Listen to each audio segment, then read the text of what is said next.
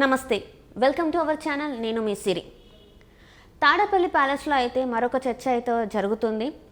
పవన్కి ధీటుగా ఒక బీసీ నేతనైతే బరిలోకి దించాలని జగన్ అయితే ఒక వ్యూహం అయితే రచిస్తున్నట్టు తెలుస్తుంది. ఇంతగా ఎవరు ఆ బీసీ నేత? పవన్కి తిను గట్టి పోటీ ఇస్తారని అనుకుంటున్నారా లేదా అనేది మనతో చర్చించడానికి మనతో పాటు సీనియర్ జర్నలిస్ట్ జగదేవ్ గారు. నమస్కారం సార్. ఇప్పుడు ఏంటంటే తాడేపల్లి ప్యాలెస్లో అయితే ఒక చర్చ జరుగుతుంది. ఏంటంటే పవన్కి ధీటుగా ఒక బీసీ నాయకుడిని, బీసీ కాదండి, అదే కాపు నాయకులు మన ముద్రగడ పద్మనాభం గారిని దించే ప్రయత్నం చేస్తున్నారని టాక్ ఉంది. అది ఇప్పుడు కాదు, ఆల్మోస్ట్ అలా 1 month బ్యాక్ నుంచి కూడా మంతనాలు జరుగుతున్నాయి. కాపు సామాజిక వర్గానంతటిని కూడా వైసీపీ వైపు తిప్పుకునే ఆలోచనలో భాగంగా ముద్రగడ పద్మనాభం గారిని వైసీపీ తరఫున పోటీ చేయించే అవకాశం ఉంది. దట్టు పవన్ కళ్యాణ్ గారి మీదే పోటీ చేయించే ఆలోచన కూడా ఉన్నట్టుగా ఉంది. బట్ అది ఎంతవరకు వాస్తవం తెలియదు. బట్ ముద్రగడ పద్మనాభం గారు అయితే ఆల్మోస్ట్ ఆల్ సుముఖత వ్యక్తం చేస్తున్నట్టు తెలుస్తుంది వైసీపీ తరఫున పోటీ చేయడానికి. సో అంటే కాపు సామాజిక వర్గం ఏదైతే ఉందో అది పవన్ కళ్యాణ్ గారి వైపు నడిచే అవకాశం ఉంది. మరోవైపు ఏంటంటే ఆ అవకాశం ఉంది కాబట్టి ఆ ఓట్లు ఎక్కడ టీడీపీ జనసేన వైపే వెళ్ళిపోతాయి, మనకి మొండి చేయి చూపిస్తారు వైసీపీ వాళ్ళకి అనే ఉద్దేశంతో కాపు సామాజిక వర్గానికి సంబంధించిన వ్యక్తులందరూ కూడా పవన్ కళ్యాణ్కి ధీటుగా నిలబెట్టే ప్రయత్నం చేస్తుంది. అందులో మొదటి ప్రయత్నమే ముద్రగడ పద్మనాభం గారిని తీసుకొచ్చే ప్రయత్నం. అయితే ఇప్పుడు ఆయనకి ఇస్తారా, వాళ్ళ అబ్బాయిని పోటీ చేపిస్తారా అనేది కొద్దిగా క్వశ్చన్ మార్క్లో ఉంది. అంటే ఎంతో కొంత కాపు సామాజిక వర్గాన్ని ఓట్లు చీల్చే ప్రయత్నంలో భాగంగానే ఇది. అయితే ఇక్కడ టీడీపీ హయాం లాస్ట్లో గవర్నమెంట్ ఉన్నప్పుడు ఏదైతే పెద్ద పెద్ద కాపు సామాజిక వర్గం సంబంధించి ఇష్యూస్ జరిగాయి, తర్వాత ట్రైన్లు తగలబెట్టారు, చాలా కేసులు నడిచాయి. తుని దగ్గర ఎక్కడో అరకాపల్లి దగ్గర జరిగింది. సో అప్పటి నుంచి కూడా ఒక రకమైన వాదం తెరపైకి వచ్చింది. ఏంటంటే సమాజంలో దగ్గరగా ఒక 23%, 24% ఇంకా ఎక్కువే అన్నీ కలుపుకుంటే ఇంకా ఎక్కువ వచ్చేవాళ్ళు ఉన్నారు. ఎంత బలంగా ఉండే సామాజిక వర్గం, అన్ని ప్రాంతాల్లో ఉండే సామాజిక వర్గం, ఈ సామాజిక వర్గం నుంచి కూడా సరైన లీడర్ ఎవరు లేరు.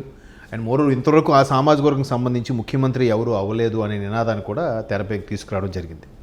అయితే ఇప్పుడు ఆ ముద్రగడ పద్మనాభం గారు లాంటి వ్యక్తుల్ని తెర మీద తీసుకురావడం వల్ల పవన్ కళ్యాణ్ గారు అదే సామాజిక వర్గం చెందిన వ్యక్తి అని అనుకుంటున్నారు. కాబట్టి అనుకోవడం అంటే అది వాస్తవమే. కాబట్టి ఆయనకి పోటీగా పెడితే ఎంతో కొంత ఓటు చీలుతుంది అనే ఆలోచనలు ఉన్నారు. మరోవైపు ఈ ఆలోచనలకి ఎందుకు ఇలా ఆలోచన చేస్తున్నారంటే నెక్స్ట్ ఎలక్షన్స్లో టీడీపీ జనసేన అలయన్స్ ఏదైతే ఉందో అది ఖచ్చితంగా గవర్నమెంట్ ఫామ్ చేస్తుందని ఆల్రెడీ కొన్ని రకాల సర్వేలు, ఎగ్జిట్ పోల్స్ అనకూడదేమో, ఎగ్జిట్ పోల్స్ అని ఎగ్జిట్ పోల్స్ కూడా ఇప్పటికే చెప్తున్నారు. ఆల్రెడీ ఎలక్షన్స్ అయిన తర్వాత చెప్పాలి ఎగ్జిట్ పోల్స్. బట్ ఇప్పటికే ఎగ్జిట్ పోల్స్ లాగా కూడా వార్ వన్ సైడ్ డిసైడ్ అయిపోయింది, టీడీపీ జనసేన వస్తాయి అనుకుంటున్నారు. ఈ భయంతోనే వైసీపీ కూడా రకరకాల సమాలోచనలు చేస్తుంది. ఒకటి వైనాట్ 175 అనే కాన్సెప్ట్ మీద కనీసం 40 అన్నారు, 50 అన్నారు, 60 అన్నారు, ఇప్పుడు 90 మంది అంటున్నారు. 151 ఎమ్మెల్యే సీట్లో 90 మంది సిట్టింగ్ ఎమ్మెల్యేలకు అవకాశం ఇవ్వకుండా కొత్త వాళ్ళని తీసుకొచ్చే ఆలోచన.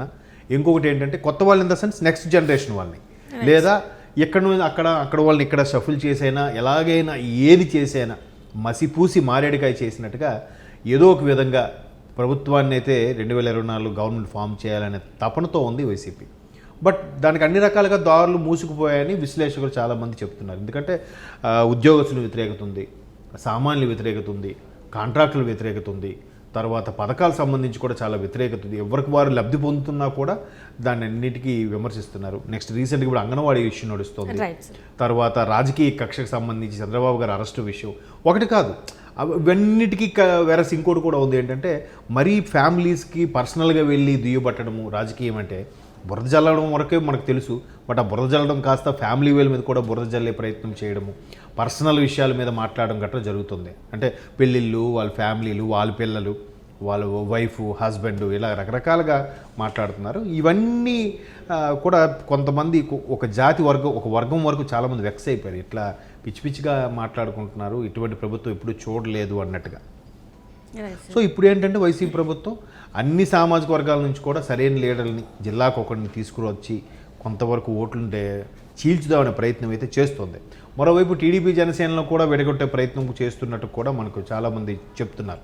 అంటే ఆ రెండు కలిస్తే ఖచ్చితంగా వారు వన్ సైడ్ అయిపోతుంది, వాళ్ళు గెలుస్తారనే ఉద్దేశంతో రెండు పార్టీలు కూడా కలవనీయకుండా విడిపోయేలాగే ప్రయత్నం చేస్తున్నారు. అంటే మొదటి నుంచి చేస్తూ వస్తున్నారు. దత్తపుత్రుడని, ప్యాకేజీ స్టార్ అని, చంద్రబాబు గారు ఇచ్చిన స్క్రిప్ట్ ఏం చదువుతారని రకరకాలుగా మొన్న వచ్చిన వ్యూహం సినిమా ట్రైలర్లు కూడా మనం అదే చూసాం. అంటే అలా చేసినా కూడా ఎక్కడ తగ్గలేదు. పవన్ కళ్యాణ్ గారు అదే సామాజిక వర్గం చెందిన వ్యక్తి అని అనుకుంటున్నారు కాబట్టి, అనుకోవడం అంటే అది వాస్తవమే కాబట్టి ఆయనకి పోటీగా పెడితే ఎంతో కొంత ఓటు చీలుతుంది అనే ఆలోచన ఉన్నారు. మరోవైపు ఈ ఆలోచనలకి ఎందుకు ఇలా ఆలోచన చేస్తున్నారంటే నెక్స్ట్ ఎలక్షన్స్లో టీడీపీ జనసేన అలయన్స్ ఏదైతే ఉందో అది ఖచ్చితంగా గవర్నమెంట్ ఫామ్ చేస్తుందని ఆల్రెడీ కొన్ని రకాల సర్వేలు, ఎగ్జిట్ పోల్స్ అనకూడదేమో, ఎగ్జిట్ పోల్స్ కూడా ఇప్పటికే చెప్తున్నారు. ఆల్రెడీ ఎలక్షన్స్ అయిన తర్వాత చెప్పాలి ఎగ్జిట్ పోల్స్, బట్ ఇప్పటికే ఎగ్జిట్ పోల్స్ లాగా కూడా వారు వన్ సైడ్ డిసైడ్ అయిపోయింది, టీడీపీ జనసేన వస్తాయి అనుకుంటున్నారు. ఈ భయంతోనే వైసీపీ కూడా రకరకాల సమాలోచనలు చేస్తుంది. ఒకటి వైనాట్ 175 అనే కాన్సెప్ట్ మీద కనీసం 40 అన్నారు, 50 అన్నారు, 60 అన్నారు, ఇప్పుడు 90 మంది అంటున్నారు. 151 ఎమ్మెల్యే సీట్లో 90 మంది సిట్టింగ్ ఎమ్మెల్యేలకు అవకాశం ఇవ్వకుండా కొత్త వాళ్ళని తీసుకొచ్చే ఆలోచన. ఇంకొకటి ఏంటంటే కొత్త వాళ్ళు in the sense next generation వాళ్ళని. బట్ ఎప్పుడైతే చంద్రబాబు గారు అరెస్ట్ అయ్యారో బయటికి ములాఖత్ అయ్యి బయటకు వచ్చినప్పుడు ఓపెన్గానే అనౌన్స్మెంట్ ఇచ్చారు, కలిసి పోటీ చేస్తాం, ఎందుకంటే ప్రభుత్వ వ్యతిరేక ఓటును తేల్చదలుచుకోలేదని. సో ఇంకా ఆ వ్యతిరేక ఓటు చేల్చడం కోసం ప్రయత్నంలో భాగంగానే ఈ కాపు సామాజిక వర్గం నుంచి ఈయన ముద్రగడ పద్మనాభం గారిని కానీ లేకపోతే వాళ్ళ అబ్బాయిని కానీ నిలబెట్టే ప్రయత్నం చేయడం, ఎలాగో ఎంతో కొంత పర్సంటేజ్ మారుతుంది కదా. ఇంకో వాదం కూడా తెర మీద తీసుకొస్తున్నారు. ఏంటంటే ఇప్పుడు పవన్ కళ్యాణ్తో జత కట్టారు కదా, ఒక కాపు సామాజిక వర్గానికి చెందిన వ్యక్తిని ముఖ్యమంత్రిగా ప్రకటిస్తారా, మీరు ప్రకటించండి అన్నట్టుగా రెచ్చగొట్టే ప్రయత్నం చేస్తున్నారు. మరి అలాంటి వీళ్ళు ప్రకటించవచ్చు కదా. ఇప్పుడు ముద్రగడ గారితో కలిసి టైప్ అవుతున్నారు, లేకపోతే మరొక రేపు పొద్దున ఇంకో బీసీ నాయకుడితో లేకపోతే ఇంకో కాపు సామాజిక వర్గం నాయకుడితో టైప్ అయినప్పుడు ఆ సామాజిక వర్గం నేతనే ముఖ్యమంత్రిగా ప్రకటించవచ్చు కదా. వీళ్ళెందుకు ప్రకటించరు? వీళ్ళు ప్రకటించకపోతే తప్పులేదు, ఎదుటి వాళ్ళు ప్రకటించట్లేదని చెప్పి వాళ్ళ మీద అంటే ఊరికే వ్యతిరేక భావజాలం కలగడం కోసమే చేసే ప్రయత్నంలో భాగంగానే ఇప్పుడు ముద్రగడ పద్మనాభం గారితో మొదటి ప్రయత్నం చేస్తున్నారు. మిగతా సామాజిక వర్గాలను కూడా మెల్లగా వాళ్ళని వైపు తీసుకొచ్చే ఏమాత్రం ఆ ప్రభుత్వ వ్యతిరేకత ఒకటి చీలిపోకుండా ఉండడం, చీల్చేలాగే ఏదైతే ఉందో, చీలిపోతే ఎవరికి వాళ్ళు విడిపోయినప్పుడు ఏమవుతుందంటే అప్పుడు మళ్ళీ గెలుపు ఈజీ అవుతుందని ఉద్దేశం ఉంది. బట్ ఆల్రెడీ ఎన్ని ప్రయత్నాలు చేసినా ప్రజలందరూ వెక్స్ అయిపోయి ఉన్నారు కాబట్టి ఉద్యోగస్తులు, ప్రజలు, కాంట్రాక్టర్లు, సొంత పార్టీ వాళ్ళు కూడా వాళ్ళకు బతుకు తీరే ఎలా అవుతుందనే పరిస్థితిలో ఉంది కాబట్టి వాళ్ళు కూడా వెక్స్ అయిపోయారు. అది వాళ్ళకి అర్థం అవ్వట్లేదు. బట్ వాళ్ళ ప్రయత్నాలు వాళ్ళు అయితే చేస్తున్నారు. ముద్రగడ పద్మనాభం లాంటి వ్యక్తులు వచ్చినా పవన్ కళ్యాణ్ గారికి ఈసారి ఆయన మీద గ్రాఫ్ నమ్మకం పెరిగింది, ఆయన గ్రాఫ్ కూడా పెరిగిందనే నా అభిప్రాయం. Right sir, right. Thank you so much sir. Thank you. So ఇది వాళ్ళ చర్చ. జగన్ అనుకుంటున్నట్టు తన వ్యూహం ప్రకారం పవన్కి ధీటుగా ముద్రగడ గారిని నిల్చోబెడితే ఓటు బ్యాంక్ తనకి వస్తుందా లేదా అనేది మాత్రం ఎన్నికల్లో అవుతేనే కానీ తెలీదు. సో అంతవరకైతే మనం వేచి చూడాలి. Thank you.